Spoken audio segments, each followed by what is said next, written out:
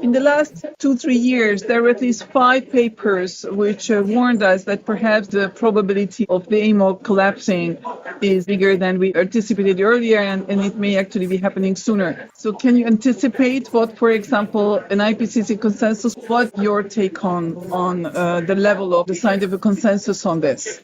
Yes, there is pretty large consensus that the AMOC has a tipping point. That has been confirmed by every model where this has been properly examined. There is maybe not a full consensus, but like IPCC style, like very likely agreement that the AMOC has been slowing down in the last decades.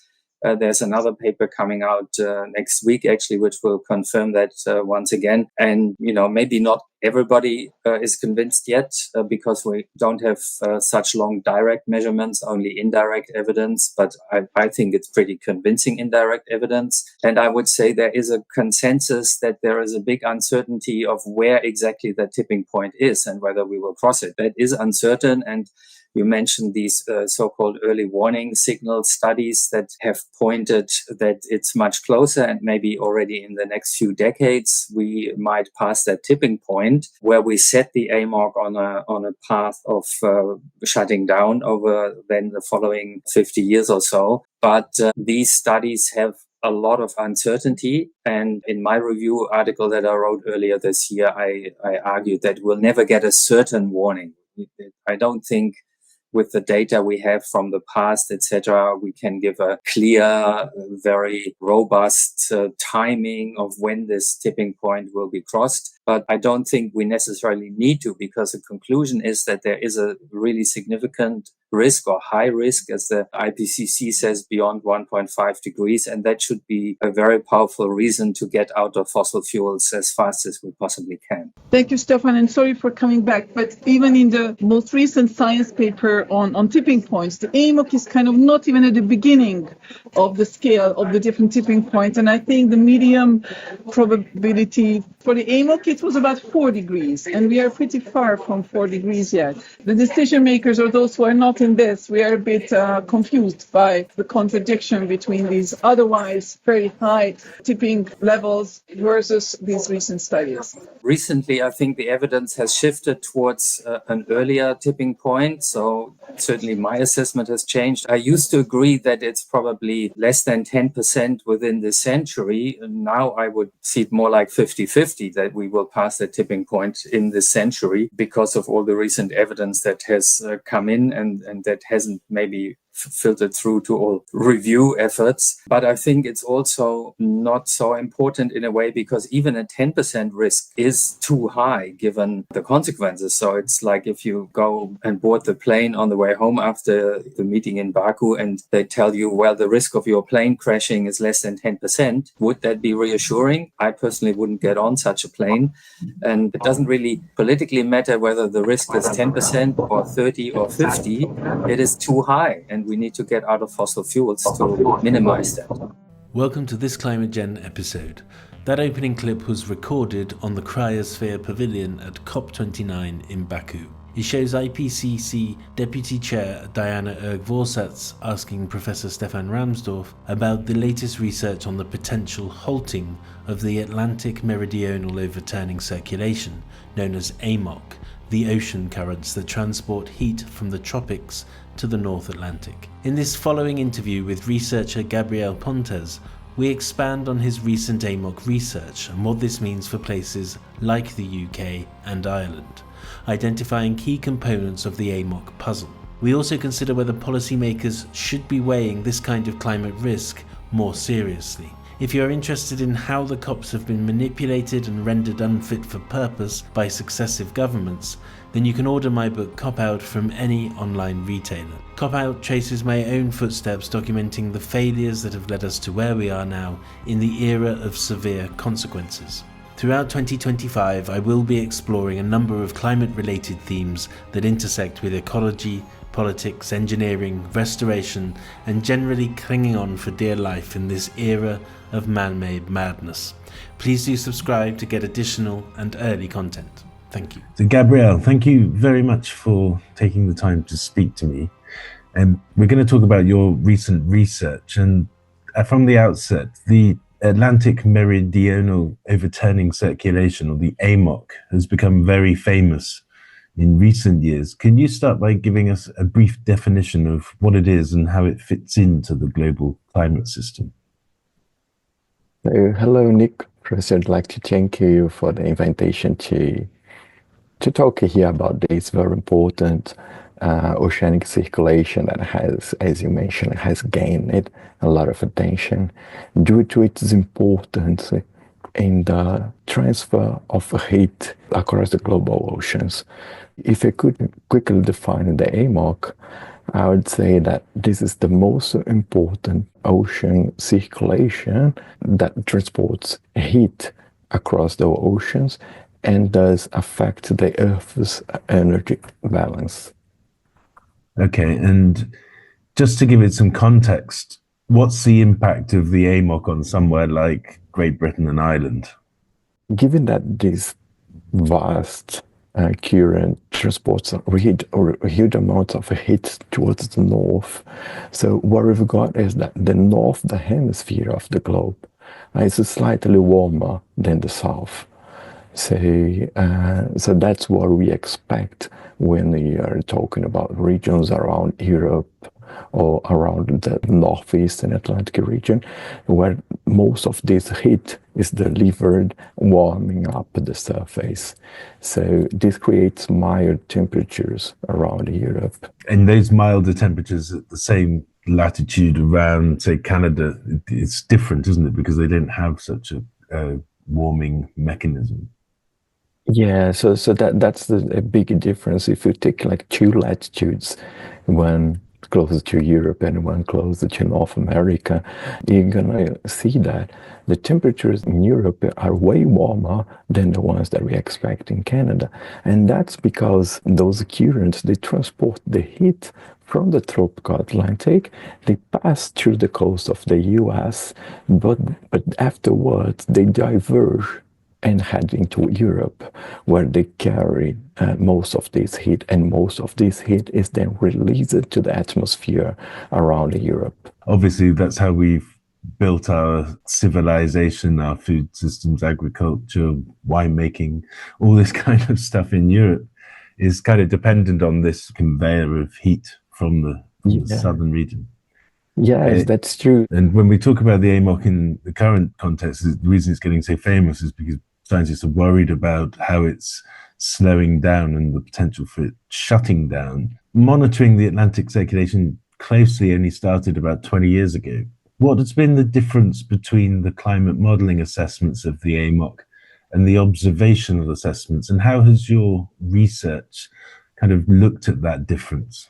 So that's true. That has been just 20 years that we are effectively monitoring those currents. And before that, we rely on some sparse data that we've got previous to the satellite era, because then the satellite area could allow us to have some vast observations around the surface of the globe. But just before that, we relied on some sparse observations given by ships or some point measurements across the global oceans. And that's what makes it difficult to assess how the climate has been changing before the satellite area, before around the 1980s. And that's where the climate models kick in. Because with climate models, we can simulate any climate.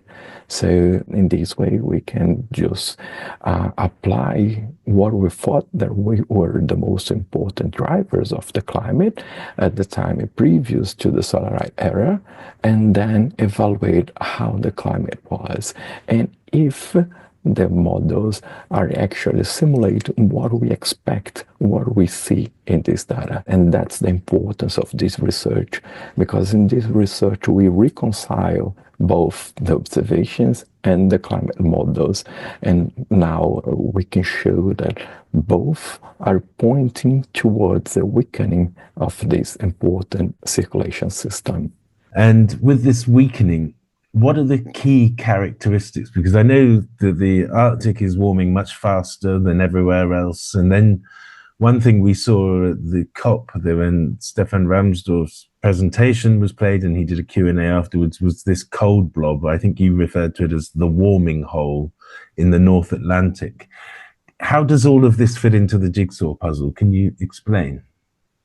So, for example, this warming hole that Stefan Ramsdorff has referred to is basically the main fingerprint of the weakening of the circulation, because it's located exactly where this extra heat from the ocean is delivered to the atmosphere. So this warming hole means that this heat is not being anymore delivered to the atmosphere. So it's creating cold conditions around the area and thus decreasing the surface temperature. So that's the main fingerprint, and that's one of the fingerprints of the circulation that has been extensively evaluated in the past. But our study also shows that there are other fingerprints across the global oceans that can also be used to infer what has been going on with the circulation.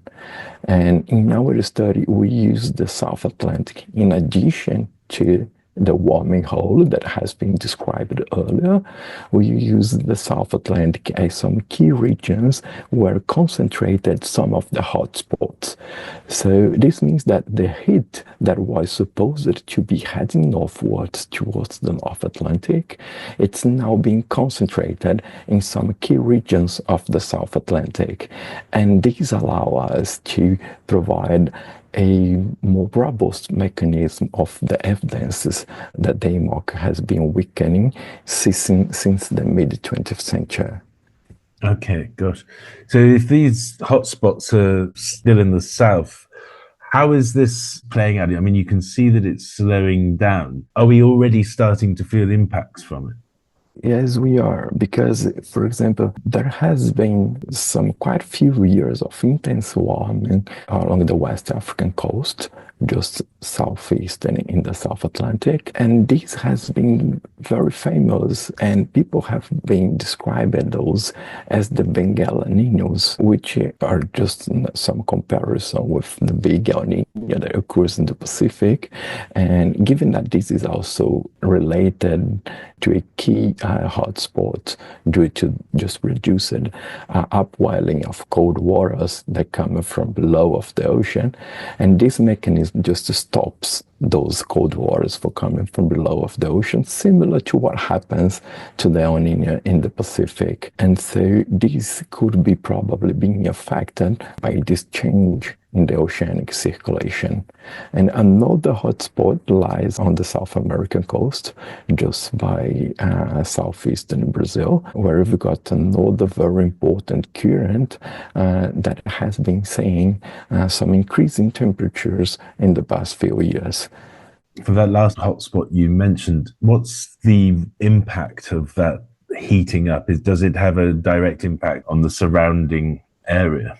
Yes, so the first impact is the increase in temperatures over land. And as more heat is being released from the ocean to the atmosphere, it also enhances precipitation. So we've got some more precipitation extremes around those regions, and also causing huge damage for those densely populated areas. Okay, so it's a feeder of those storms. Can I just ask you, you mentioned in the paper, one of the feed-ins is the meltwater from Greenland and Canadian glaciers. And obviously these are direct knock-on effects from all of our continual burning of fossil fuels and so on. How relevant and significant are those factors? So we just found out that the effect of the meltwater that runs out from Greenland and from Canadian glaciers, from those parts in the northern hemisphere, they have been in fact very important for the reduced oceanic circulation. And that's why the previous simulations, the previous projects of the IPCC, they were not able to capture this reduced circulation in the ocean, because they were not taking into account the process or the effect of the meltwater. And that's because of two things. One of the things is that far back in the past, we do not have measurements of meltwater. We don't know exactly about how much the ice sheets were melting during that time in the early 20th century. And now our research shows that, in fact, 60% of the weakening of the circulation can be attributed to the melting ice sheets. Wow. Okay. And I suppose one of the big questions that everyone's going to be asking is, firstly, let's take Europe, for example. If the AMOC shuts down, what can we expect? So there are two things. Given that there will be less heat being delivered around Europe, we then expect that Europe is going to face some harsher winters. And in addition to that, given also that less heat is being transferred to the atmosphere, we've got less source of moisture. So the water evaporated less than it would evaporate if there were more heat. Another thing that we can expect is some more intense droughts around Europe. Okay, good. And what's the sort of level of certainty or probability that this is likely to happen? I would say that these would be the $1 million questions, because that's a highly unpredictable system. And the main thing is that we are trying to better understand all of the characteristics of the circulation and all of the dynamics of the circulations as the changes are going due to climate warming, due to global warming. And that's what most of the scientists have been trying to address. How likely is the system to collapse within this century, and when we can expect this to collapse? From our research, our study, our model does not simulate a collapse before the end of the century. But there are two caveats here that I should mention. The first one is that we consider a kind of an optimistic scenario where we just project that the meltwater that runs into the ocean, it's going to run into a constant rate. And that's not exactly how it occurs in reality. In reality, where we've got some pulses of meltwater. For example, when some part of the ice sheet reaches some kind of a threshold, we can see those huge blocks of ice running into the ocean. And depending on how big or how large those ice blocks are, they can have a significant impact over the oceanic circulation during a short period of time. So that's what makes the predictability of the system so difficult for us. In previous interviews with people working on Greenland, for example, they've said that if we reduce emissions, our fossil fuel emissions, then we would reduce the speed of the melt of the Greenland ice sheet. And what you're saying is that if we reduce the speed of the melting of the Greenland ice sheet, for example, this could help that more optimistic scenario that you're talking about. Is that fair? Yes, I think that that's exactly what we try to address. So the more we reduce emissions, the more time we gain to effectively understand the system and better predict what's going to happen. On the other way around, if we just do not stop our emissions as soon as possible, then we won't have the necessary time to understand the system, and the system can collapse before we actually know what is going on.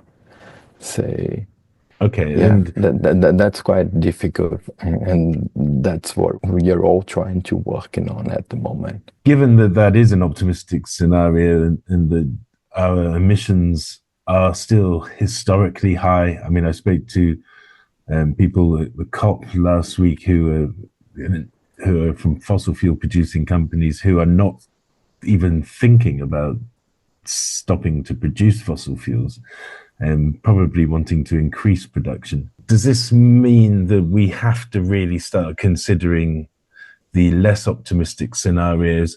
And also, you know, try to better understand more socially what the impacts of this really mean? So, answering your first question, yes, it does.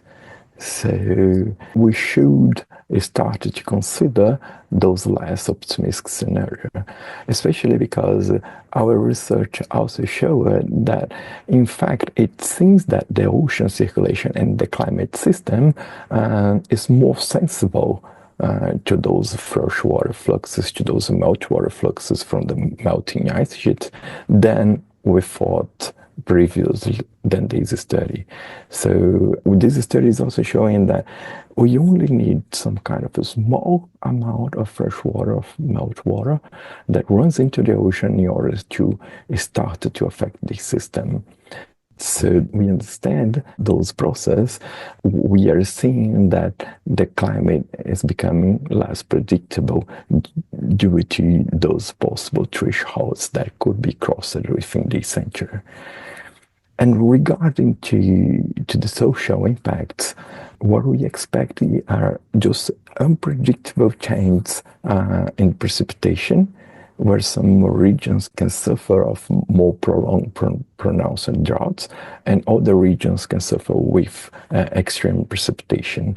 And those changes in precipitations are not expected from the previous IPCC reports, because the previous IPCC reports are not taking into account that the system can in fact collapse before the end of the century. Okay, and there is a problem when we talk about the IPCC reports, is that they're part of a much broader cycle themselves. So trying to get work like this, which is has a sense of urgency about it because the policies need to be enacted today and not on a 7-year cycle, whatever it is. We need to be much more dynamic in how we respond to this. Have you had any interaction with policymakers whatsoever on this issue? Well, I had the opportunity yet to talk to them. So, but I would like to, because this is an issue that has to be tracked as the new research goes out. Because every new step that we understand about this climate system is going to provide us some novel evidence or some novel directions from where the climate system is going to. And this will be an important information to update the policymakers in their decisions in how to try to mitigate and adapt due to those different changes that are projected to occur. Do you foresee a scenario where adaptation to a shutdown AMOC is viable for places like the UK, Ireland, Holland, or Scandinavia, or whatever? Well, I think that definitely those places, they should have at least this possible scenario as a plan B at the moment. So those places, they should definitely start to think about what are the main impact in those regions, because those are going to be regions that are going to be highly impacted. So what are going to be the main impact in those regions and how they can mitigate that? Because once the system starts to collapse, it could be very fast, and it's going to reduce the time for mitigation and adaptation. When you say very fast, are you thinking decadal? Are you thinking 1 year, 2 years, or over a century? What's your definition of very fast? Yeah, so we are talking about decades. Okay, so and at least 1 or 2 decades for us to actually feel the more extreme consequences. Okay, and it seems to dwarf our sort of petty political discussions that we're having more widely at the moment. And what's the next phase of research for you in this kind of area in your climate work? So we are still trying impact and trying to gain some more understanding of the system in order to better predict it. So this was basically the first study that included the effect of meltwater, and could represent the current state of the oceanic circulation. But there are many other processes that we don't know at the moment, but they can help us in better predict the system. So what we are trying to do at the moment is to address or trying to better understand those processes and then apply those processes back to the models and provide even more accurate projections of the climate system, not only of the oceanic circulation, but also what would be the impacts of the oceanic circulations in the climate system. Well, okay, well, we look forward to seeing more of your work as it comes available. Thank you very much for taking the time to speak to me. Thank you, Nick. I really appreciated that.